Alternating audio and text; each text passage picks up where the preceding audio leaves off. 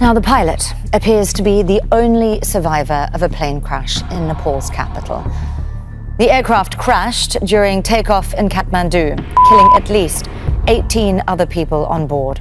Tragic news from Nepal today as a plane crash during takeoff in Kathmandu has claimed the lives of at least 18 people. The SAA Airlines flight, which was on a test run to the popular tourist spot of Pokhara, had 17 company employees and 2 crew members on board. What could have caused such a devastating accident during a routine test flight? Let us delve into the details while we try to uncover the truth behind this heartbreaking incident. Tragedy strikes in Nepal. This morning, just a bit after 11:15 a.m. local time, a plane that had 19 people on it met with a tragic fate right after taking off from Kathmandu's international airport. The authorities involved in aviation safety in Nepal reported a very sad outcome. They found that 18 people on the plane did not survive the crash. Fortunately, the pilot made it out alive and was quickly taken to a hospital close by to receive the necessary medical attention. Right now, everyone is waiting to hear more about what exactly happened. Now, talking about how safe it is to fly in Nepal, it seems to be a growing concern. Remembering back to just last year, there was another heartbreaking incident where 72 people died in a plane crash. Over the past 5 years, there have been 4 deadly crashes.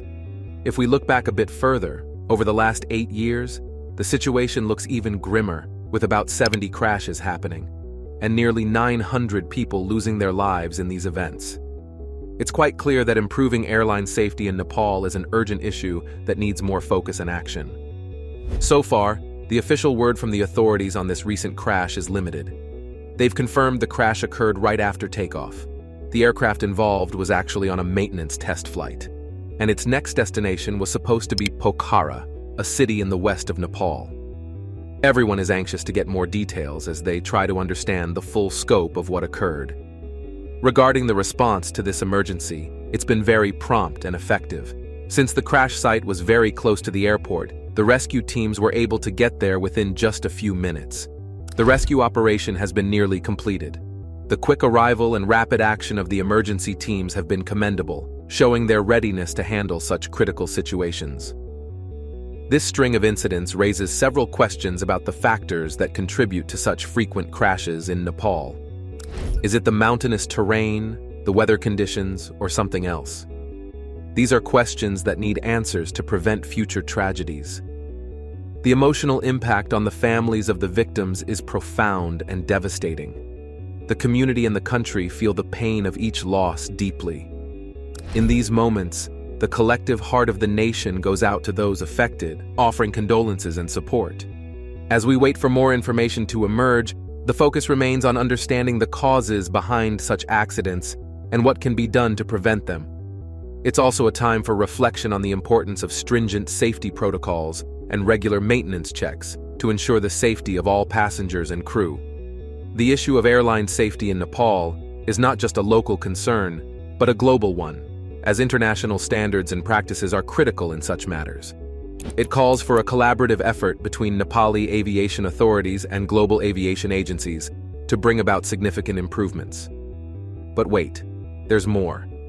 In the coming days, as more details are uncovered, it will be crucial to closely monitor the actions taken by those in charge. Are they conducting thorough investigations? Are they implementing stronger safety measures? These actions will be telling of how seriously the issue is being taken and what can be expected in the future to enhance the safety of air travel in Nepal. In the meantime, the immediate task is to provide support and assistance to those directly impacted by this tragedy. This includes not just the survivors, but also the families and friends of those who lost their lives. The healing process is long and arduous, and every bit of help and understanding matters. As we discuss these developments, it's important to stay informed and vigilant about the changes and improvements that are promised and implemented. Only through persistent attention and action can we hope to see a decrease in such tragic events and ensure safer skies for everyone who travels by air. As we look at Nepal's history, we see how its rich culture and tough landscape have shaped the country and its issues. From ancient dynasties to modern republic, Nepal, nestled between India and the Tibet Autonomous Region of China, is a landlocked nation in South Asia. Its geography spans from the flat plains of the Terai region to the majestic peaks of the Himalayas, including Mount Everest, the highest point on Earth. The country boasts a rich and complex history, influenced by various dynasties, diverse cultural influences, and significant historical events. The earliest documented rulers in Nepal were the Kiratis, who are believed to have arrived around the 7th or 8th century BCE. They established what is known as the first recorded dynasty in the region, with their rule lasting for several centuries. By the 4th century CE, the Kiratis were succeeded by the Lichavis, who originated from India. The era of the Lichavis is celebrated for its cultural and architectural advancements, including the creation of iconic temples such as Changu Narayan and Pashupatinath. Following the Lichavis, the Malla dynasty rose to power in the 12th century. The Malla period, which extended until the late 18th century, is often viewed as a golden era in the annals of Nepal's history. During this epoch, the Kathmandu Valley blossomed into a hub of art, culture, and architecture. The Mallas are credited with constructing numerous temples and palaces, and fostering the growth of festivals and literature. However, internal strife eventually led to the fragmentation of the valley into 3 distinct kingdoms: Kathmandu, Patan, and Bhaktapur. In the mid-18th century, a new chapter began with Prithvi Narayan Shah, the king of the small Gorkha Principality, who embarked on a mission to unify Nepal. By 1769, he had successfully brought the Kathmandu Valley under his control, establishing the Shah dynasty that would govern Nepal for nearly 2 centuries. This era saw the expansion and contraction of Nepal's borders due to conflicts with neighboring states, including a notable war with the British East India Company. This conflict concluded with the Treaty of Sugauli in 1816, which saw Nepal cede significant territory but retain its sovereignty. The 19th and early 20th centuries were dominated by the Rana dynasty, a lineage of hereditary prime ministers who wielded actual power, reducing the Shah kings to mere ceremonial figures. The Ranas implemented a policy of isolation, which kept Nepal mostly closed to the external world. Despite social and economic stagnation, this period was marked by significant architectural endeavors, including the erection of palaces and public structures. Nepal's seclusion ended in 1951, following a popular revolt supported by King Tribhuvan, which led to the downfall of the Rana regime and the establishment of a constitutional monarchy. This change coincided with Nepal joining the United Nations in 1955. The subsequent decades were filled with political instability, characterized by frequent government changes and periods of authoritarian rule, climaxing in a decade-long Maoist insurgency that began in the mid-1990s.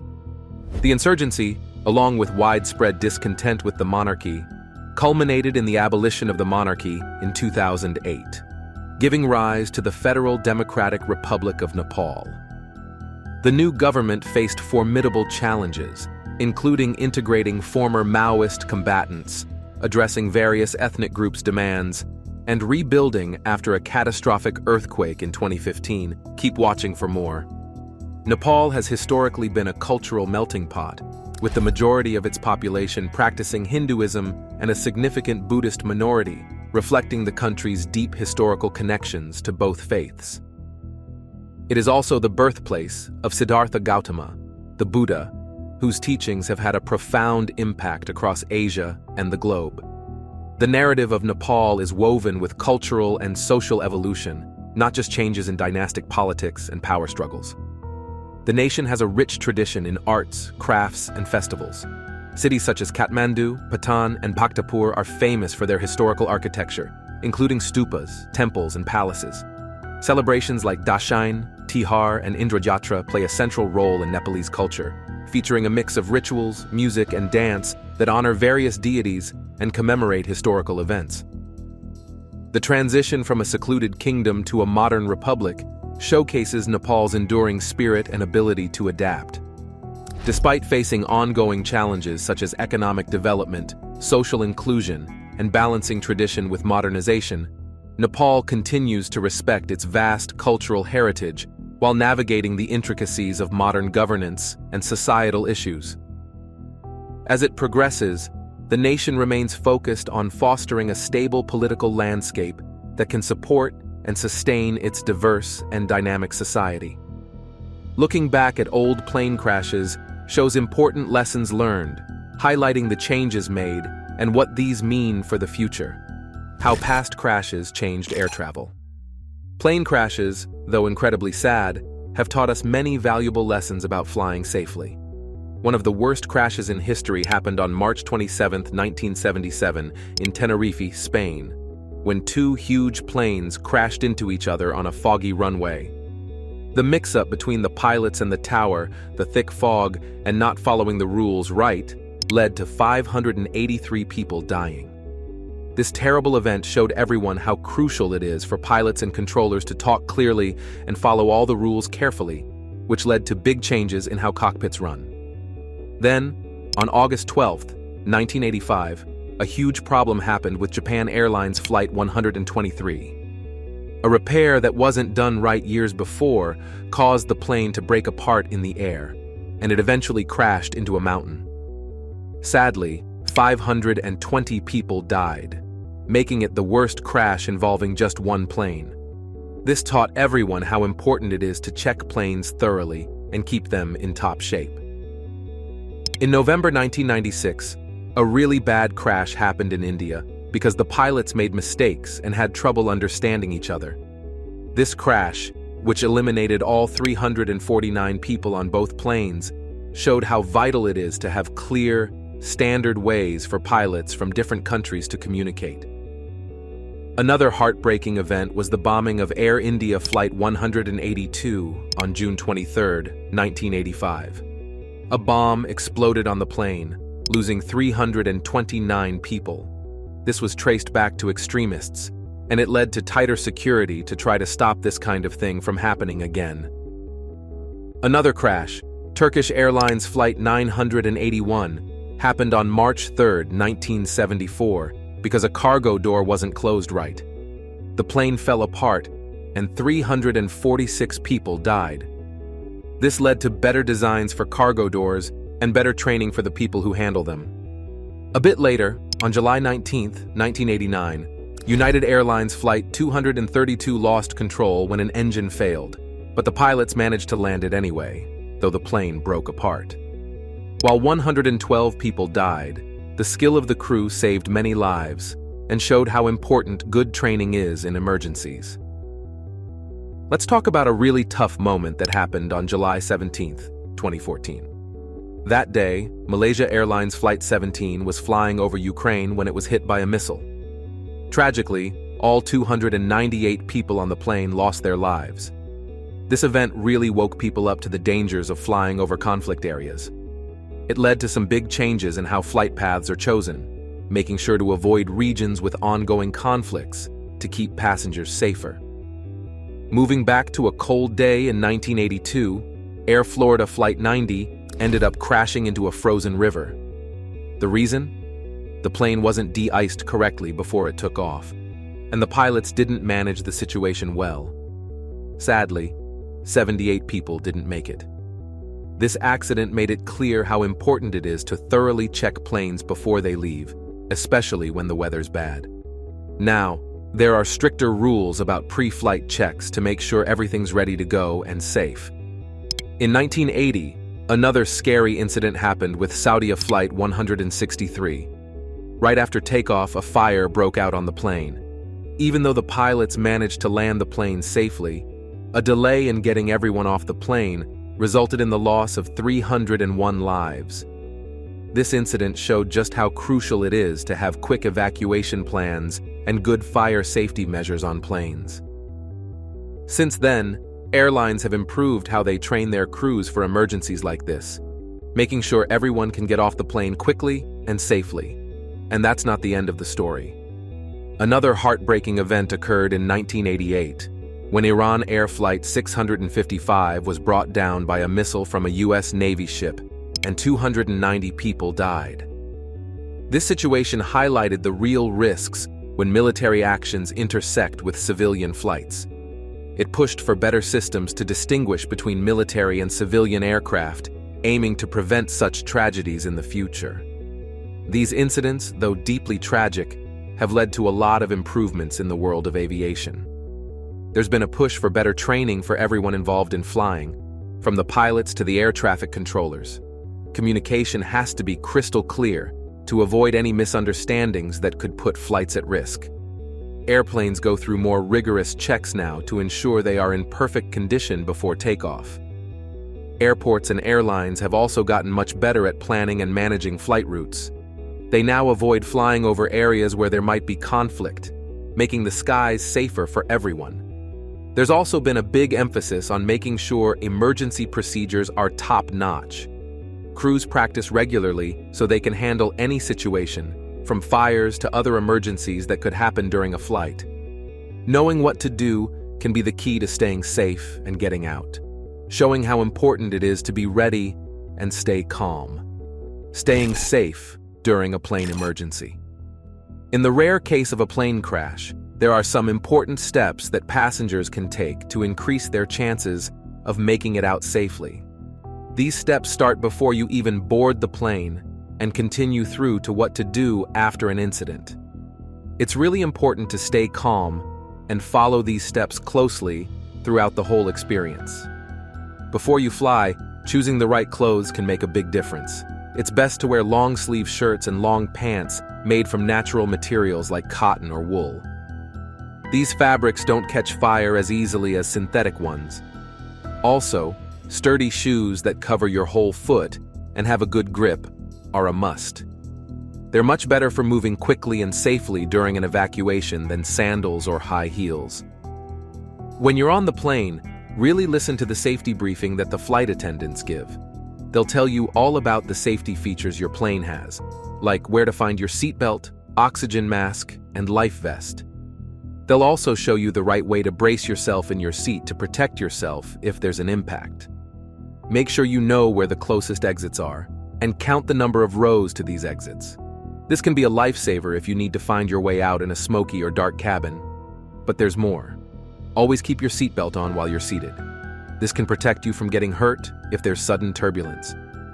The most likely times for accidents are during takeoff and landing, often referred to as the +3 -8 rule. This means the first 3 minutes after takeoff and the last 8 minutes before landing are when you need to be most alert. If something goes wrong, like a sudden loss of air pressure, oxygen masks will drop down. Put yours on right away before you help others. Pull the mask over your nose and mouth, secure it, and just breathe normally. If the crew needs to do an emergency landing, they'll guide you on what to do, so it's crucial to listen and follow their instructions closely. If you need to get out of the plane quickly, don't stop to grab your things. Head straight for the nearest exit, which might not be the one you used when you boarded.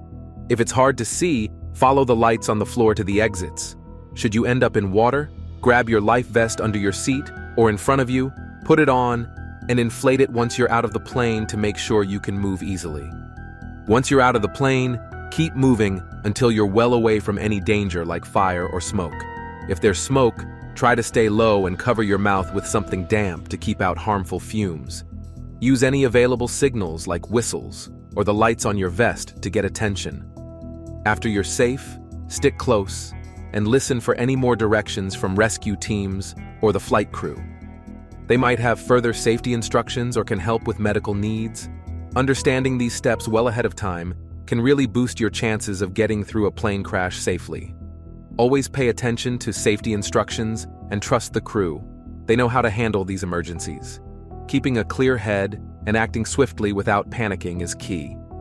Remember, the main goal is to ensure your safety and that of those around you as efficiently as possible. Could there be more to this tragic plane crash in Nepal than meets the eye? Perhaps even something beyond technical failure? What do you think caused this heartbreaking event? Share your thoughts with us, and don't forget to like and subscribe for more.